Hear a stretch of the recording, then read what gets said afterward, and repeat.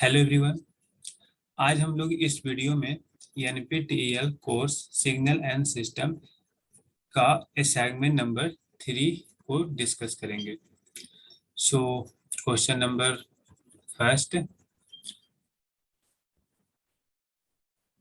पहला क्वेश्चन यहाँ पे कर रहा है the magnitude of signal f t equal to e to the power minus j omega t at a frequency omega naught is.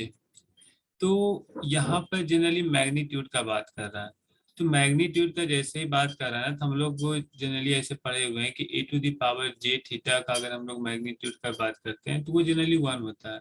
क्यों 1 होता है? क्योंकि हम लोग इसको जानते भी हैं कि इसको हम लोग e to the power j theta को हम लोग cos theta plus j sine theta से रिप्रेजेंट करते हैं। ठीक है, अगर हम इस सिग्नल का अगर हम मॉड कैलकुलेट करें तो ये कुछ ऐसा दे देगा, cos square theta plus sine square theta. तो हम लोग जानते हैं कि cos square theta plus sine square theta का वैल्यू 1 होता है। सो ओवरऑल इसका मैग्नीट्यूड मेरा 1 कैलकुलेट करके आ जाता है। सो यहाँ पर हम एज ए थीटा को अगर हम माइनस ओमेगा नॉट टी से अगर रिप्लेस कर दे तो कोई खास फर्क तो पड़ने वाला है नहीं, फॉर्मूला मेरा सेम ही अप्लाई होगा। सो हम डायरेक्टली यहाँ पे बोल सकते हैं किसी भी e to the power j theta के फॉर्म का मैग्नीट्यूड मेरा ऑल ओवर 1 ही होगा। तो इस क्वेश्चन का आंसर मेरा 1 है। Next question. Which of the following in figure 1 correspond to the frequency spectrum of sin omega naught t signal in the frequency domain? Figure पे बाद में आते हैं, पहले यहाँ पे जनरली ये क्वेश्चन दिया हुआ है एक्स टी का वैल्यू है साइन ओमेगा नॉट टी। ठीक है, तो जनरली हम लोग को फ्रीक्वेंसी डोमेन कैलकुलेट करना है, यानी कि फूरियर ट्रांसफॉर्म कैलकुलेट करना है। तो सो कैलकुलेट करते हैं एक्स ओमेगा इक्वल टू, तो साइन ओमेगा नॉट टी का हम लोग फॉर्मूला जानते हैं पाई बाई जे। ठीक है, फूरियर ट्रांसफॉर्म केस में जो हम लोग का फॉर्मूला होता है pi by j del omega minus omega naught minus del omega plus omega naught. ठीक है, ये मेरा फॉर्मूला होता है। तो अगर ये मेरा फॉर्मूला होता है तो इसके अकॉर्डिंग अगर हम थोड़ा सा ग्राफ को एक बार एक झलक देख लें ताकि ग्राफ क्या क्या गिवन है उस पर बात करते हैं।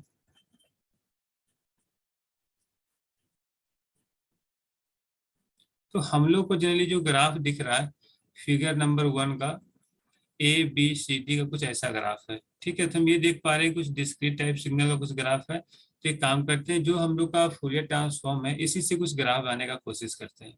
ठीक है, तो यहाँ पे हम लोग को generally pi by j del omega minus omega naught minus del omega plus omega naught. तो इस सिग्नल का ग्राफ तो हम लोग ड्रा कर ही सकते हैं ना। अगर हम लोग ग्राफ ड्रा करें del omega minus omega naught, यानी कि इसका जो ब्रेकिंग पॉइंट होगा वो कुछ ओमेगा नॉट होगा, इस सिग्नल का ब्रेकिंग पॉइंट कुछ ओमेगा नॉट, और del omega plus omega naught signal advance हुआ तो इसका ब्रेकिंग पॉइंट कुछ माइनस ओमेगा नॉट। यानी कि एक मेरा ओमेगा नॉट पे वैल्यू मिलेगा और एक माइनस ओमेगा नॉट पे वैल्यू मिलेगा। तो ये मेरा माइनस ओमेगा नॉट और ये मेरा ओमेगा नॉट। ओमेगा नॉट पे जो वैल्यू है वो कुछ 1 है। ठीक है, 1, तो हम इसे क्या करते हैं 1 के साथ इंक्रीज कर लेते हैं। +1 है तो ये +1 हो गया, फिर -1 तो ये मेरा सिग्नल -1 का ग्राफ हो गया।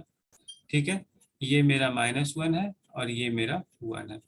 फिर कह रहा है ओवरऑल इसके टोटल सिग्नल में पाई बाई जे से मैग्नीट्यूड स्केलिंग कर लिए।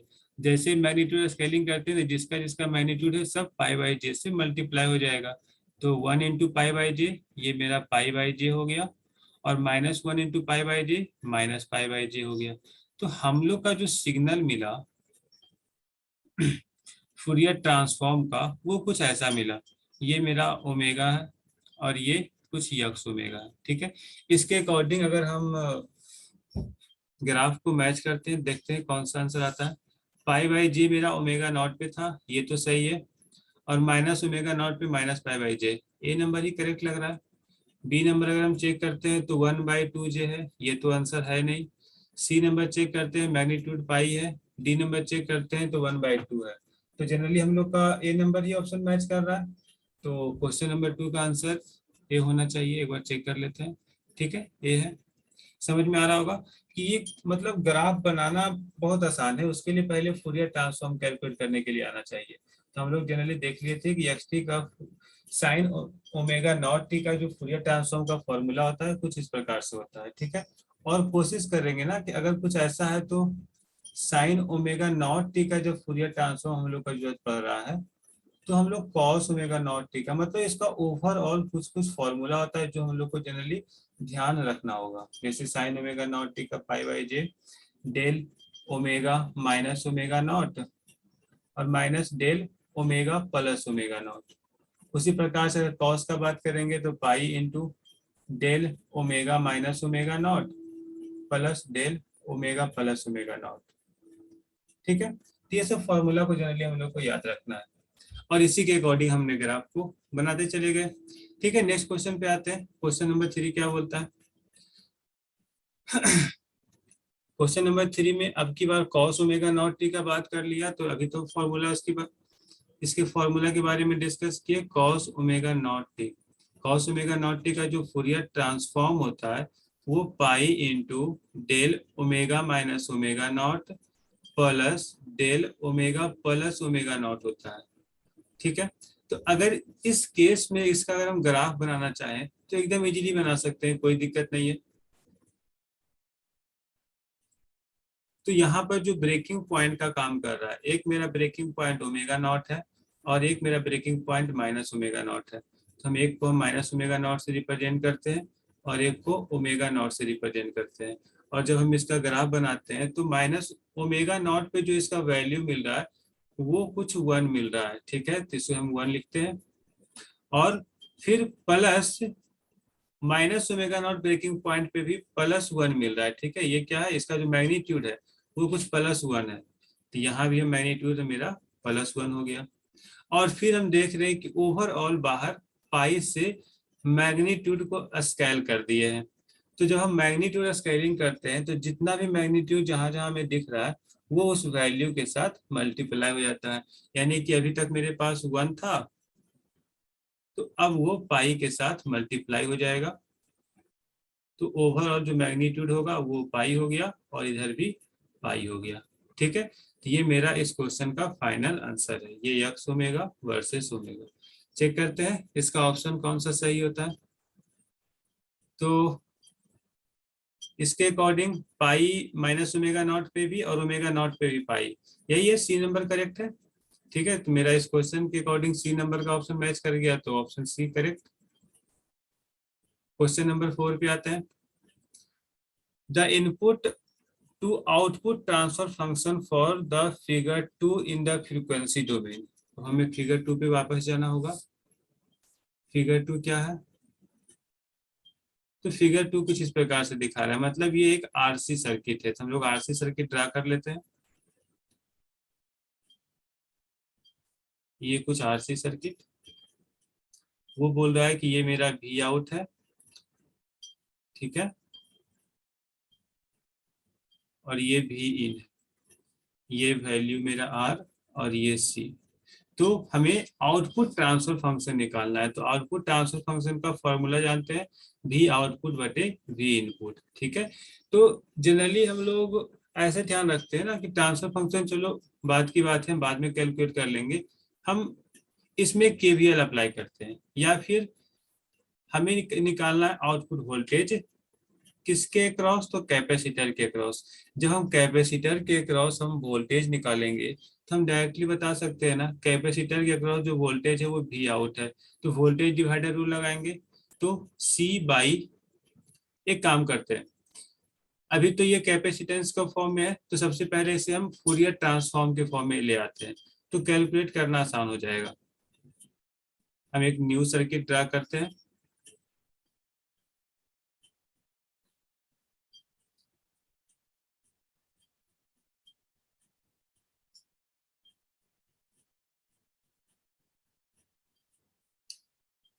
अब यहाँ पर ध्यान रखना है, जब हम किसी सर्किट को टाइम डोमेन से फूरियर ट्रांसफॉर्म में कन्वर्ट करते हैं तो आर का वैल्यू आर ही होता है,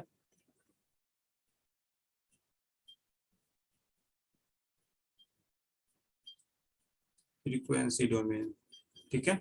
आर का वैल्यू आर होता है, सी मेरा 1/j ओमेगा सी में कन्वर्ट हो जाता है, और यल जो है वो कुछ जे ओमेगा यल में कन्वर्ट हो जाता है। बस इस चीजों को ध्यान में रखना है जब भी हम सर्किट को हम टाइम डोमेन से फ्रीक्वेंसी डोमेन में कन्वर्ट करेंगे, तो इस फॉर्मूला को ध्यान में रखना होगा।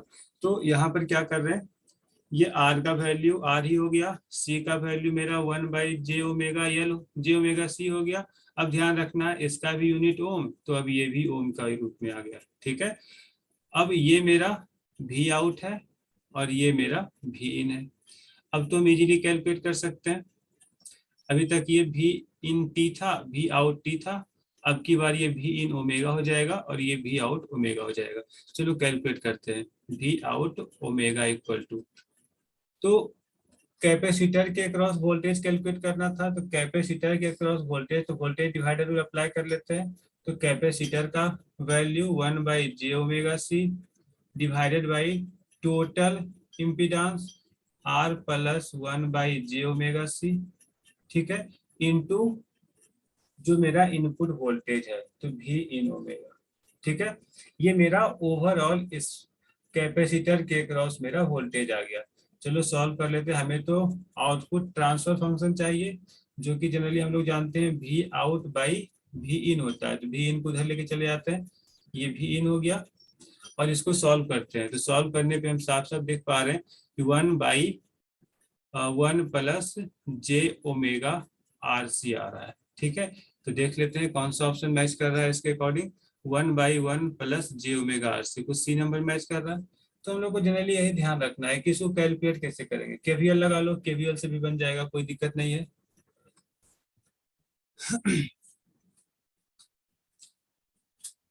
नेक्स्ट क्वेश्चन पे आते हैं। नेक्स्ट क्वेश्चन है, the Fourier transform of a to the power -80 is not possible because a to the power -80 possible नहीं है, क्यों? तो यहाँ पर एक चीज ध्यान रखना है, नॉट पॉसिबल। तो हम लोग ना फूरियर ट्रांसफॉर्म एक कन्वर्जेंस कन्वर्जेंस पढ़े थे कि इसमें क्राइटेरिया क्या क्या है। तो हम लोग यहाँ पर 3 टाइप का क्राइटेरिया को पढ़े थे। सबसे पहला क्राइटेरिया था कि ये एब्सोल्यूट इंटीग्रेबल होना चाहिए, ठीक है, फूरियर ट्रांसफॉर्म एब्सोल्यूट इंटीग्रेबल होना चाहिए।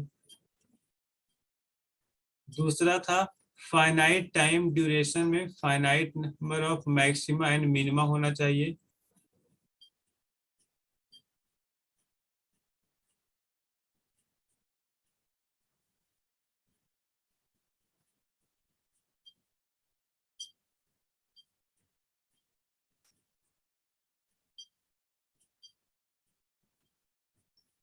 फाइनाइट मैक्सिमा एंड मिनिमा होना चाहिए,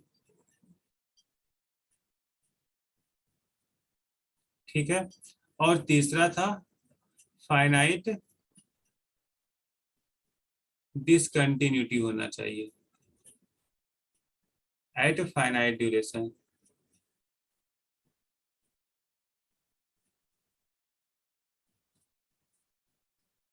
डिसकंटिन्यूटी होना चाहिए, ठीक है। तो इस केस में अगर e टू द पावर -80 का अगर हम ग्राफ बनाए ना, तो ग्राफ से भी समझ सकते हैं।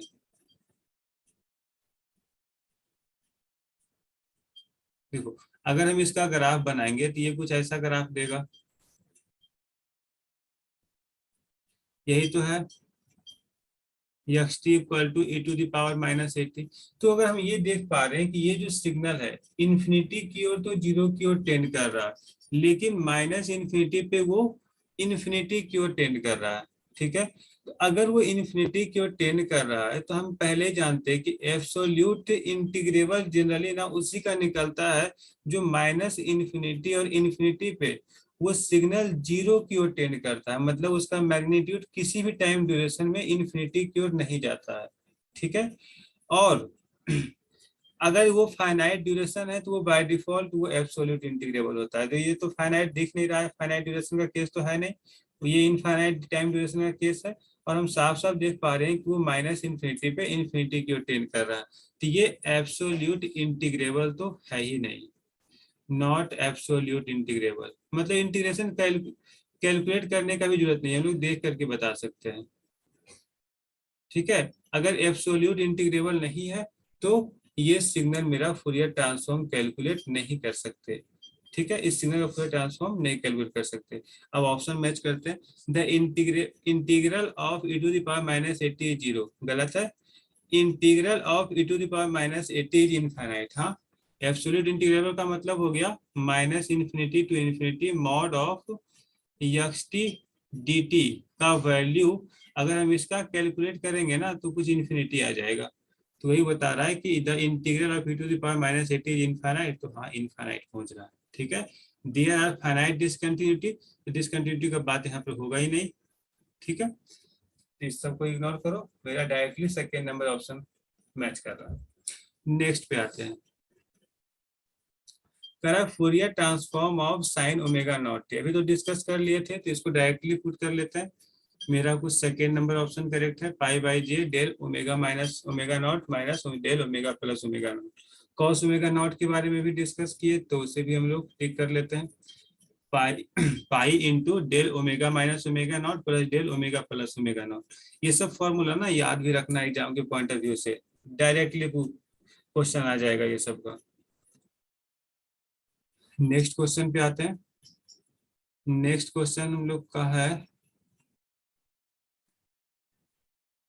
The existence of Fourier transform can be found by, अभी पढ़े। फूरियर ट्रांसफॉर्म जनरली हम लोग फाउंड करते हैं डिरिचलेट कंडीशन के द्वारा। ठीक है, जिसको हम लोग कन्वर्जेंस ऑफ फूरियर ट्रांसफॉर्म बोलते हैं। तो डिरिचलेट कंडीशन में भी वो तीन कंडीशन आता है जो अभी हम लोग डिस्कस किए। एक एब्सोल्यूट इंटीग्रेबल होना चाहिए, फाइनाइट ड्यूरेशन में finite number of maxima and minima होना चाहिए, एंड फाइनाइट टाइम ड्यूरेशन में फाइनाइट नंबर ऑफ डिसकंटिन्यूटी होनी चाहिए। और ये तीनों कंडीशन डिरिचलेट कंडीशन कहलाता है। ठीक है, तो फूरियर ट्रांसफॉर्म एग्जिस्ट तभी करेगा जब वो डिरिचलेट कंडीशन को फॉलो करेगा। Fourier transform of e to the power j omega naught t, इतना ध्यान रखना है कि जब किसी, अगर हम वन का बात करेंगे ना तो वन का फूरियर ट्रांसफॉर्म होता है 2 पाई डेल ओमेगा। ठीक है, और हम वन में जैसे ही हम मल्टीप्लाई कर देंगे एक्सपोनेंशियल टर्म को, जैसे e to the power j omega naught t को मल्टीप्लाई किए, ये क्या होता है ओमेगा नॉट के साथ शिफ्ट हो जाता है, ये ओमेगा माइनस ओमेगा नॉट हो जाता है। तो जब कभी एक्सपोनेंशियल टर्म का बात हो जाए तो वो हमें शिफ्टेड रूप में मिलता है, मतलब उस समय फ्रीक्वेंसी मेरा शिफ्ट कर जाता है। ठीक है, ओमेगा नॉट है तो माइनस ओमेगा नॉट के साथ, माइनस ओमेगा नॉट है तो प्लस ओमेगा नॉट के साथ। ठीक है, उस केस में मेरा फर्स्ट नंबर ऑप्शन मेरा करेक्ट हो गया। अगर हम 10 नंबर ऑप्शन को क्वेश्चन को रीड करें तो the Fourier transform of 1/2 is, अभी पढ़े कि जब वन का Fourier transform 2 pi del omega होता है तो हमें क्या चाहिए 1/2, बहुत सारे 2 से डिवाइड कर देते हैं, 2 2 कैंसिल आउट, तो 1/2 का फूरियर ट्रांसफॉर्म क्या मिल गया पाई डेल ओमेगा। ठीक है, तो मेरा आंसर क्या हो जाएगा पाई डेल ओमेगा। तो शायद समझ में आ गया होगा कि वीक नंबर 3 में किस किस चीजों पे ध्यान देना है। तो हम लोग को जनरली पहले तो प्रॉपर्टी अच्छे से पढ़ लेना है फूरियर ट्रांसफॉर्म का, जो भी शिफ्टिंग का प्रॉपर्टी है, स्केलिंग का प्रॉपर्टी है, डिफरेंशिएशन का प्रॉपर्टी है, इंटीग्रेशन का, कॉन्वोल्यूशन का, कंजुगेशन का। उसके बाद फिर कुछ कुछ फॉर्मूला है, e to the power minus 80 u t का क्या होता है, e to the power 80 u minus t का क्या होता है। उसके बाद फिर हो गया कि साइन ओमेगा नॉट टी का फॉर्मूला क्या होता है, कॉस ओमेगा नॉट टी का फॉर्मूला क्या होता है। मतलब बेसिक बेसिक फॉर्मूला को ना अच्छे से समझ लेना है ताकि वहाँ प्रॉब्लम ना हो क्वेश्चन बनाने में। यहाँ हम मतलब एक फॉर्मूला से हम लोग ग्राफ को भी जज कर लिए, तो अगर फॉर्मूला याद रहेगा तो हम ग्राफ का भी आंसर बता सकते हैं। ठीक है, तो ज़्यादा हार्ड असाइनमेंट तो नहीं था लेकिन समझ में आना जरूरी है। ठीक है, फिर मिलते हैं नेक्स्ट वीडियो में, अभी के लिए थैंक यू।